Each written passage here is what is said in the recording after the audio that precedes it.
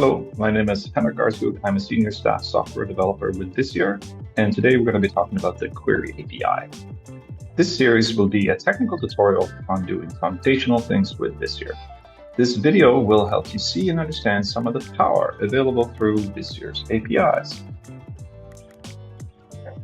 The objective of this video is to simply understand how to use the Query APIs effectively.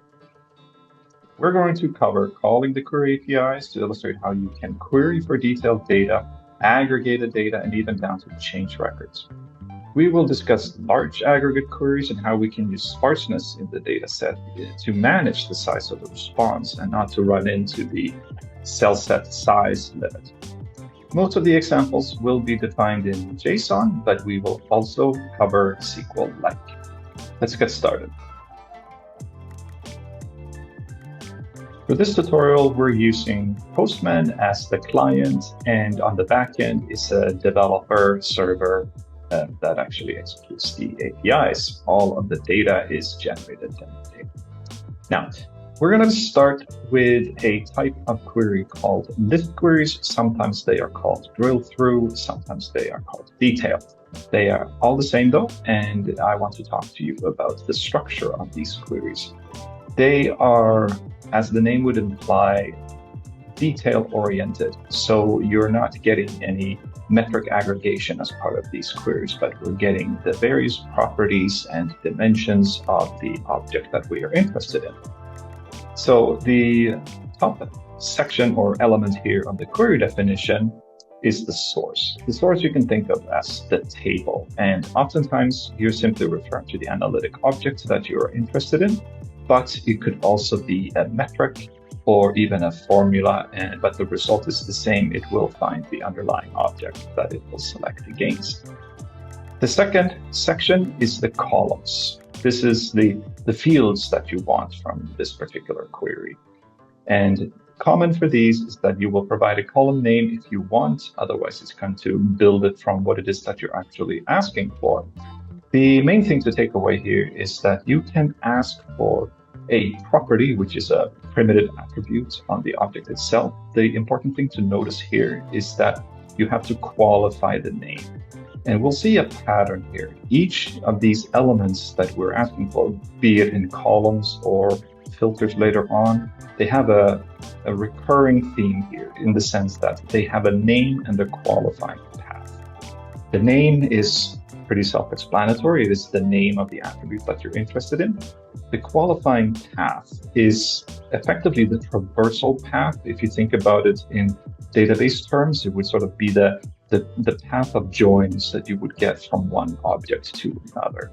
So here we have a simple example of getting the full name property on the object itself, and you see the mandatory naming convention for properties that it has to include the name dot the name of the attribute, even though the qualifying path is simply the object itself. But we don't have to just query for simple properties, we can also query for dimensions. And in dimensions case, you do not qualify the object itself, like the name on the object. You simply specify what is the qualifying path for getting to it. In this simple case, it's just the employee's location. Lastly, we're looking at another dimension here, career level, but not the employee's career level. Here we're showing how the qualifying path can actually provide something useful. This is the path where you start from the employee, you join/go to the direct manager. So now what you're seeing here is the employee's direct manager's career level. And all columns are built in similar fashion. The next section is filters. This is the sort of the where clause if we thought about this in SQL terms. And I'm given a few examples here. The official documentation on developer.visier.com will have all the various options that are supported. These are three of the more common ones. One is a selection concept. This is where we have predefined what a sort of a named constraint is, whether someone is a female or not on the employee. The other one is if we have a dimension and we want to filter the rows that we're getting based on specific members on this dimension. Here it would be, we only want to see record for employees whose direct manager is in EMEA, Europe, basically, but not United Kingdom. Not that there's anything wrong with the UK, we're just proving that you can include and then potentially prune using exclude criteria as well. Lastly, we have the freedom for more advanced users perhaps to define formulas themselves to perform constraints that don't have an existing selection concept. Here, for example, we're going via the employee's applicant via the requisition to the recruiter's age. This is a very contrived example just to show that it's possible to do, even if this probably has very limited business value. And the other important section potentially, because we are talking about a tabular result here, is the power to sort the result set on the server.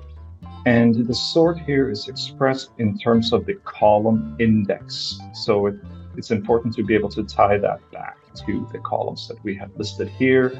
And we're seeing here that we're sorting first by career level of the manager, and we do that in a descending fashion, and then we sort by the full name.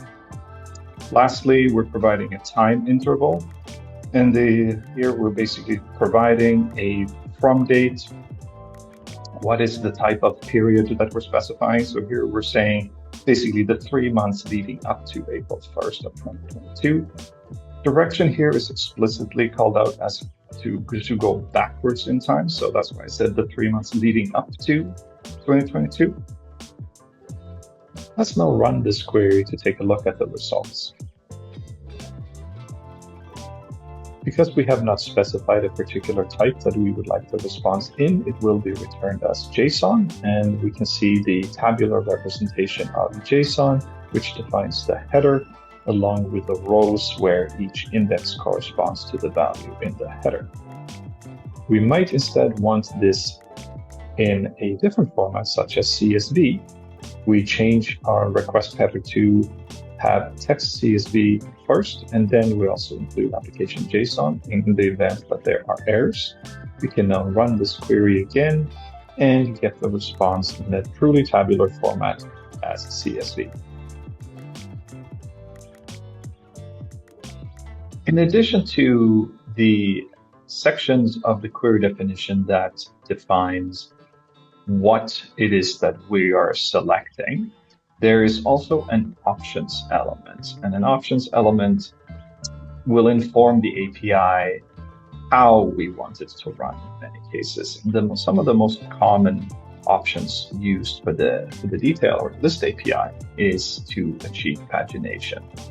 So we do that through two options. One is the limit, which is the number of records in each page, and then page is which page that we are interested in. So we start at 0 and then continue through until we have exhausted all the records in the complete record set.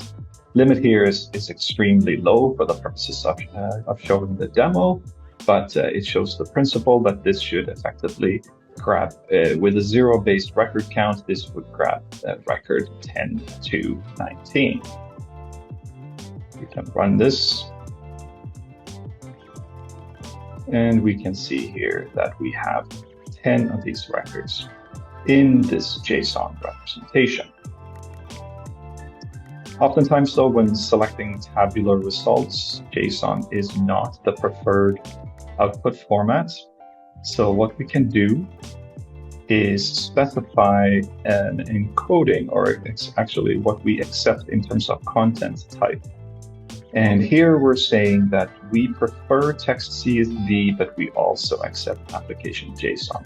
This particular structure here is meaningful because in case there is an error, the API is still free to send the error message back as JSON. So if we were to run this query now, you can see that the same result is being returned, but it's being returned as CSV. There is one more option that can be provided for list queries that have a profound and interesting effect on the result. And that is the option called record mode with value changes. When that is applied to a list query where the analytic object is a subject, instead of getting each, in this case, employee ID in the time frame provided, we will get all the changes that has gone to each employee ID. Because there may be multiple records now for each employee ID, it is important to add these two properties for subjects called validity start and validity end, so that we can differentiate between the different records belonging to the same, in this case, employee ID. It is, however, incumbent on the caller to specify the properties that they want, because otherwise, in many cases, you will end up with records that simply look like duplicates. And the reason why these look like duplicates is because we have not included, except for the validity start and end, of course, but the reason is that we have not included the actual properties that caused this to be a change. But this is the general principle for how you define a list query that captures the changed records. What if the object is not a subject, but rather an event, which is the case with employee exit? Well, in that case, there's no need for a record mode of changes, because the notion of changes doesn't apply to events. They are something that happens at a point in time. But for the sake of completeness, query authors may add the event date like this to the result set to be able to add the point in time when the event was actually raised. And then the result is including this particular event date. Moving on to aggregate queries, we're going to be looking at the structure that are specific to those.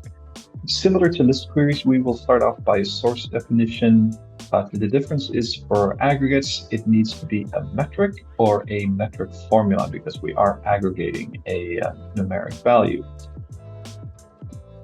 In aggregate queries, we use axes definitions as opposed to column definitions. And an axis is simply a collection of members belonging to a specific dimension. Why we have different options of specifying axes is that there are various ways that it is convenient to refer to a collection of members without having to specify each individual member itself. What is common for a member set, however, is that we will have to specify which dimension that refers to. And similar to the list queries, it's a repeating pattern here. We have to specify the name of the dimension as well as the traversal path in order to get to the object that we want the dimension values from. In this case, we're starting from the applicant object, where we go via requisition to the recruiter and the recruiter's direct manager. A little bit contrived again, but this is just to show how we traverse the references. The dimension level selection simply needs then the dimension along with a collection of which level IDs to include members from. Member selection can also be made explicit. Here we take an application stage directly on the applicant, and we specify the path of each of the members that we're interested in on this particular dimension. Something that applies more to so-called parent-child hierarchies that can be unbalanced. Basically, not every traversal is at the same depth. Then we can simply refer to all the different leaves that exist for this dimension. There are others, and we consult the documentation to get those. Similar to list as well is that we can specify filters, and this is sort of the where clause in the query. And here provide some simple examples with regards to using member sets or named selection concepts for performing the filtering. Time intervals is similar, but notably different from the time interval in the list query. The main difference really is in the interval count element. because time, just like the other axes, have to resolve into a member set. So what we're basically doing in this section here is that we are informing the API or the server what is the shape of the time axis. Basically, when do we start, which direction do we go, how big are our chunks of time, and how many of them do we have. So in this particular case, we say that we're going to go backwards. This is the default direction. It's not stated explicitly here, but we're going backwards, starting with basically 2021. We have 3-month-long chunks, and there's 4 of them. So this will then cover all of 2021. Similar to the list query, we also have options. And one of the more common options, we'll talk about others in a bit, but one of the more common options is the member display mode, here set to display. This will inform the server that we are interested, in addition to the sort of the paths or the technical keys of the values, we're also interested in seeing display values. So we can see there here at the end, we'll talk about the structure here in a second, but we can see that each different member on the path is being given the path as well as the display name. So as we saw in the previous result set, the response from an aggregate query is a cell set. And the cell set is a multi-dimensional construct that has a very specific JSON representation that we're going to take a look at next. Created a very, very simple in the sense that it's low cardinality of the result set on the different axes. So what we can see here is the result set consists of 2 major sections. It is the cells, which are the ones where we have the numeric values, and then we have the axes. In this case, because we have one so-called additional axis, which is the application stage, it means that we will have 3 axes, basically a cube, 3 axes in the result set, where the first axis is a single member, the measure axis. This has the metric on it. The second axis is the time axis, which in this case will have only one member on it as well. The interval period or interval count is implicitly here defaulted to 1. And then we have the additional dimension that we have specified, which was the applicant stage, and it has these positions: active qualified and active selected. So this means now we can look at the cells and look at the coordinates in the order in which we have defined the axis. This refers to position 0 for measures, position 0 for time, position 0 for the additional member, or additional axis rather, called applicant stage. So we can see here that we have one measure is always 0 here, and then one time member because we have only specified 1, and then we can see that there are 2 different for the applicant stage. So then we can take these as indices and resolve into each of the position array for the various axes, and that will then tell us which value does it actually correspond to for all the different members on the different axes, so that we can reconstruct what the cell value actually refers to. When using derived metrics, these are metrics that are composed of other metrics. It is not always easy to know what are the dimensions that are actually available to use to perform sort of the breakdown analysis, or which ones can constitute member sets on various axes when referring to a particular metric. And for that purpose, there is a model API where we say, this is the name of the metric, and we want all the different dimensions for that metric. Basically saying, what are the things that we can define additional axes on? So if we run that, then it will return to us all the different dimensions along with the level names, etc., depending on what it is that we want to do.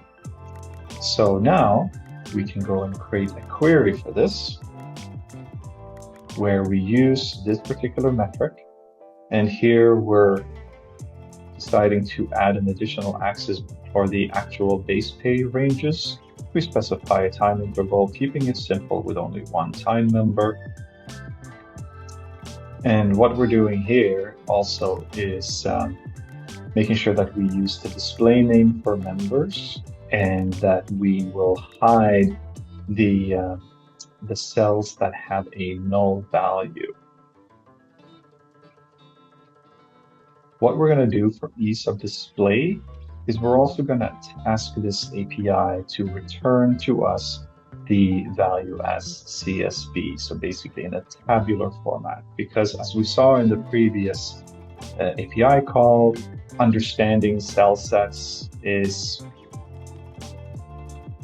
it's not an intuitive representation. We can understand it technically how it works, but it's not particularly readable in terms of having to look up the positions on the axis. So by providing CSV as the requested format, we're effectively telling the server, flatten it for us and resolve all these positions into the actual values, making the result more consumable. So we will run this. And now we can see here that we have the measures column, because each of these axes turn into columns. So we have the measures, we have the time. You can see that it uses the display value for time, these ranges, and then it takes the actual base pay ranges. So interestingly here, because we're seeing what is the ratio of HR employees to the overall employees, we can see here the closer the value is to 1, the more exclusively the group is constituted with HR people. So we can see that we have, the lower the number, basically the higher the density of HR. We can see that around the 120 to 140, and the 140 to 160, in this particular data set, the HR people are doing quite well. Now let's look at sparsity. What we're going to do is we're going to create a result set that is rather large, not extremely large, but somewhat large. And it is also rather sparse in the sense that there are many cells that will simply have a 0 value. So what we do to easily inflate the result set size is to add a number of axes. Here we're choosing the career level by applicant stage, as well as the dimension leaves for a large hierarchy called the organization hierarchy. To further ensure that we get a lot of zeros, we're applying a filter, and the filter is applied within the resulting cell set. The filter doesn't reshape the result set. The cell set will still have the same cardinality on the axes. So this here should ensure that we have a lot of zeros in the result. We specify time intervals. We want 4 members on the time axis, each of them 3 months long. And for ease of display purposes, especially for our time members, we want to display. We have also, so we can read it, we're going to be asking the server to send it to us as CSV. And this is the result set that we get out. We can see, as we were aiming for, we have a lot of zeros. And here we're looking at about just over 9,200 rows. Now, if we wanted to change this and say, hey, let's be a little less liberal with the zeros, how can we inform the server that we want to prune unnecessary records? We can start by providing an option called zero visibility and provide it the value hide. The value hide is going to try to shave off as many records it can, and the visibility here, when it's hide, it will retain the spatial integrity of the cell set. That means that we might go from, if we visualize the cell set as a cube, we're going to go from a larger cube to hopefully a smaller cube, but it still will be a cube. So when we hide zeros, there most likely will be a number of zeros remaining, and those zeros are basically the empty spots or the zeroed spots in the result set in order to have a complete space. So we can see here now, yes, we still have a number of zeros, but we have gone from 9,200 to about 2,800. And why is this important? Well, the cell set size is one of the parameters that are controlled by the server to manage the load on the server and the resource consumption. So it is in our best interest to keep the cell set to only reflect, or as closely as possible reflect, cells that we actually do want. So a lower number here means that we can potentially add more axes and still stay within our cell set limit.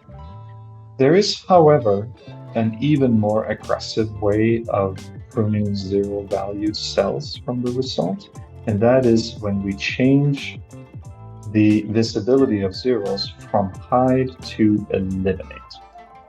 When we eliminate, we disregard that we need to retain sort of the cell set size, that we're now no longer returning a cell set that is complete, like every cell is addressable. Now we have purely the rows where the value of the cell is non-zero, and now we're down to 227. So in our original cell set we had about 9,200 and so, and then in the cell set there was actually only 226 cells that actually had non-zero values. Before wrapping up this example, we can also take a look at an additional option that could be of interest, and that is the axis visibility. Because if we, in this case, look at the hierarchies, we only see the identifier, the name of the lowest level element of each member. But if we want a verbose axis like this to read in,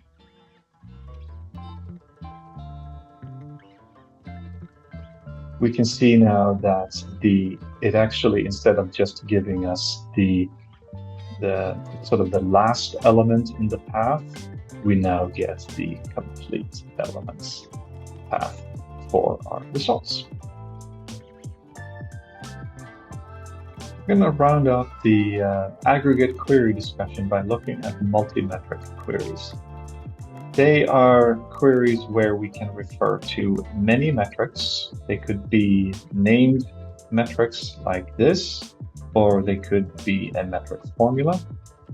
Because in this particular mode, the queries actually have to be flat. The query will fail if we try to execute it using a content type of JSON, because what happens here is that the API on the back end will flatten and stitch together the results from these metrics. So here we're providing a somewhat simple example to prove the concept, where we want to see the overall employee count. We want to see the specific ones that are managers, as well as those that are top talent. And the axis, we're simply going to group this by country, which is the level 1 of the location hierarchy. So we're going to be providing some basic options that help on readability a little bit, and we can then run this.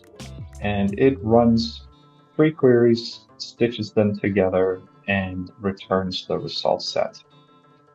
All rather quickly, and we can see here that we have the various numbers corresponding to the 12-month intervals for the time, and which countries we have which number of employees and managers, and very little light on top talent here. The previous queries were list queries and aggregate queries, where the definition of the query was defined using specific JSON schemas. For SQL-like, we have a much more readable representation of queries. SQL queries in Visier perform the same functions. They are either list or aggregate, and they just allow us to express the query in a much more familiar and human-readable way. The way that we're calling SQL is through a string, which doesn't lend itself well for tutorials because we can't have any formatting. So what we're doing for the purposes of this tutorial is putting the SQL that we're actually going to be running inside a pre-request script so that we can get some line breaks and see what it is that we're talking about. For SQL, the documentation is going to be the best resource to go, but in general, a SQL statement that doesn't have any metrics in it is a detail/list query. We can, in list queries, refer to both properties such as the employee age. We'll see the same kind of convention here that we were qualifying it. This is unnecessary. I'm doing this just to show that this is the age property. And then we can also refer to individual dimensions, and tables simply become columns as well. We're referring to the object that we're selecting from, as the source object in JSON is simply from in SQL. And the one thing that is something to be mindful of, and the number of backslashes here to escape the quotes is unfortunate, but if you're outside Postman, it wouldn't look like this. It would simply be the quoted strings for the dates.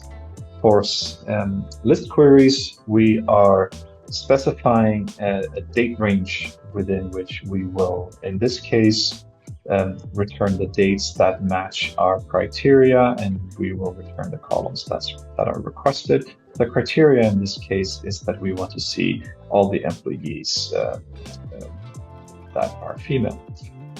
So if we run this, and to be clear, this could have been returned as JSON as well, but for more compact reading, I have made this a CSV as well. So this particular query returns the ID, reason, age, manager, etc., respecting the aliases provided at the select clause level.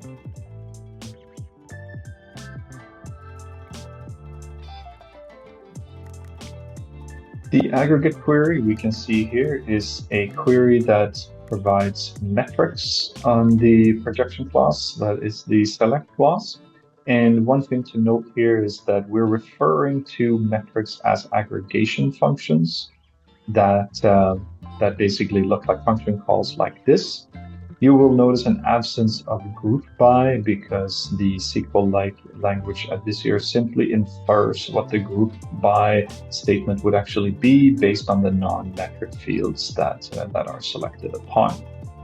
We'll see another subtle difference here is that we're showing the level function, which is something that is then applied to location, where we use the named level. This is going to be location 1, and we want the column header of country, because again, we're flattening this for a simple display, and that means that it is meaningful to provide aliases because they will then be translated into the column headers.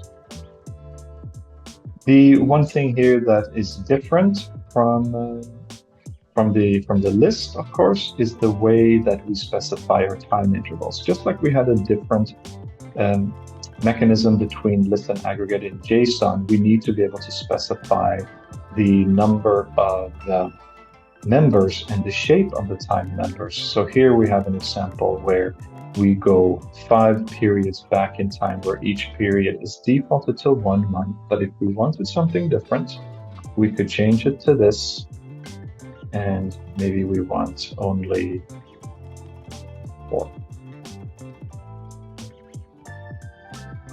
And now we can see it will have then changed the number of members that are provided on the date axis and the scope of each. SQL also supports multiple metrics, and this is achieved by basically continuing to list them. So this is the same as we used for the other multi-metric example, is that we can simply refer to them on the select clause. We refer to other dimensions that we want. And here we can see as well where we have specified an explicit time axis layout. And when we run this, it will simply run all of these individual metric queries and stitch them together and create one flattened result. Thanks for watching. To see more technical videos, please check out the description in this video or visit Visier.com to learn more.